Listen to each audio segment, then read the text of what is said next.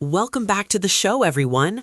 I am Sochiata, and today we are diving deep into a topic that I know resonates with every single person listening: how to stop grinding and start gliding.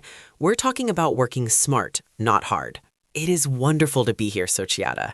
I see so many talented people burning themselves out because they believe that sweat is the only currency for success. But the truth is, the most successful people I know aren't the ones working the most hours. They are the ones making their hours work for them. That is such a powerful distinction. Making your hours work for you. I think we often get caught up in the busy trap, don't we? We feel guilty if we aren't constantly checking emails or ticking off tasks. Exactly.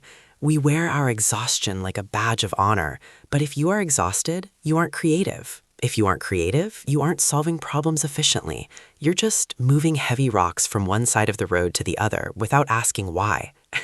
I've definitely moved a few heavy rocks in my time. So, Mr. Sochiata, for someone listening who is currently overwhelmed, where do they start? How do we actually flip the switch to smart mode? It starts with the Pareto principle, the 80-20 rule.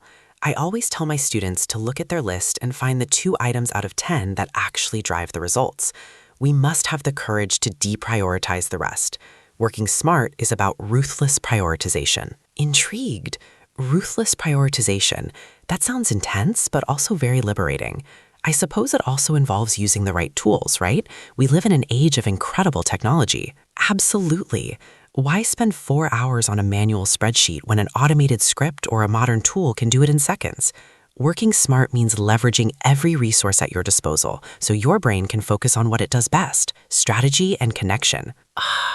Hearing you say that makes me realize how much energy we waste on the small stuff. But what about the guilt? How do we handle that feeling that we're cheating if we finish early? Encouragingly, rest is not a reward for work, Sochiata. It is a requirement for it. Think of an elite athlete. They don't sprint 24 hours a day. They train with intensity, then they recover with intensity. Your brain needs that same rhythm to perform at its peak. I love that. Train with intensity, recover with intensity.